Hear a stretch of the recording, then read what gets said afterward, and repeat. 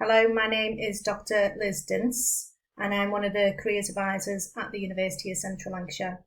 This recording is titled Researcher Career Development and is aimed at researchers currently working at the University of Central Lancashire. Before we fully get into the recording today, I just thought I would give you a little insight into my own background.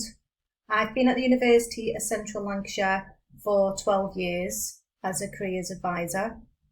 In 2013, I completed my PhD, and as well in the same period, I was external examiner for London South Bank and for Canterbury Christchurch career development programmes. Currently, I've been publishing both in professional and academic journals, and more recently, as you can see from the screenshot, I've been doing some self-publishing. So today, the career development session is going to focus around a couple of areas. So we're going to look at the top tips. We're going to also look at creating your own professional development plan. We're going to think about recognising and evaluating your transferable skills. And we're also going to do that in relation to researching the job market and seeing what employers are asking for. We're also going to consider how your appraisal fits in with this as well. We're going to spend some time talking about building relationships and networking and LinkedIn, and the next job and timescales to consider, where to find jobs, and the resources that you can access from Career Edge and external sources. So firstly, we're going to focus on the top tips. And the first tip is know your career goals. Spend some time along the way thinking about where do you want to go in the future? What do you want to do? Because this then informs what development and what aspects and what skills do you need to improve. Create a professional development plan, and we'll look at that as we go through the presentation. Build relationships and networks. This is really, really important. I know for myself earlier on when I was studying my PhD, I went to a number of conferences and networked with colleagues from across my profession, and this has really been the mainstay of some of the additional experiences I've got. It's how I become an external examiner, and it's how I published in a number of the journals because of those contacts in those early days. Market yourself. Think about yourself as a brand and how you can market your skills, your experience and your knowledge, and what we would call your unique selling points. Make the most of your current job. Think about how you can develop yourself further in your current job. You know, at UCLan, we've got lots of opportunities. You could think about shadowing, a mentor, doing courses both in our house and externally. Identify your skills and also think about expanding your skills. And that's where doing the research into yourself and into the job market is really important. And research you and the job market, which I've sort of replicated there. Also remember to be prepared. Prepare your CV and get interview practice, and that's something that you could access through Career Edge and also through Careers. I want you to think about your own professional development plan. Do you have one? Do you have some kind of record that you keep? Here on the Vitae website, which I'm sure you're familiar with, they have a section just around professional development. They have a number of modules that you can have a look at. Now, I know for some people they might think this is aimed around people doing their PhD, but it does give you a space, as you can see up here, to collect and organise your evidence. So it's a really good starting point. Plan for your appraisal. Think about what things you could cover in your appraisal. And doing some research around the job sector, you maybe identify some areas that you need to develop that you could talk about with your line manager. Would you benefit from a training course? Would you benefit from some shadowing? These are things that you could talk about in your appraisal. Here we're going to spend a little bit of time thinking about your skills and how to audit your skills. You'll see a link over here on the left. This will take you through to Career Edge, and on your right this is a screenshot of Career Edge. As you can see, if you've not used it before, there's lots of different areas that you can go into. There's one here around your strengths versus your skills, around self-awareness, recognising your strengths and your weaknesses, and there's lots of resources in here. You'll find articles and videos that you can utilise to get a better grip around your skills and strengths. This section here is from the jobs.ac website, and it's titled 5 Skills You Need to Become a Researcher. Now, you may well already be in a researcher post, but it might be worth having a look at this and thinking about what other skills you might need to develop. Over here on the right hand side, I've put the link. I've also put the practical guide for planning an academic and a research career, and resources on a career in HE for you to also have a look at. In addition to that, I'd also really recommend that you have a look at something like Prospects. This is a website that's written by careers advisors right across higher education. And what you can do is you can have a look at job profiles. So here on the right, I've got a screenshot for an academic researcher post. You'll see further up here, it also covers responsibilities, salary, qualifications, skills and experiences. The responsibilities and the skills are really useful for also auditing yourself. If you think that you're going to want another job in the future, you could be getting an idea of what an employer might want for you, which is really useful in your development planning.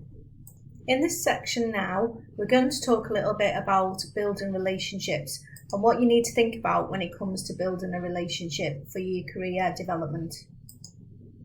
Here you'll see a screenshot of Career Edge. Now, I'm not sure how many of you will have a LinkedIn profile.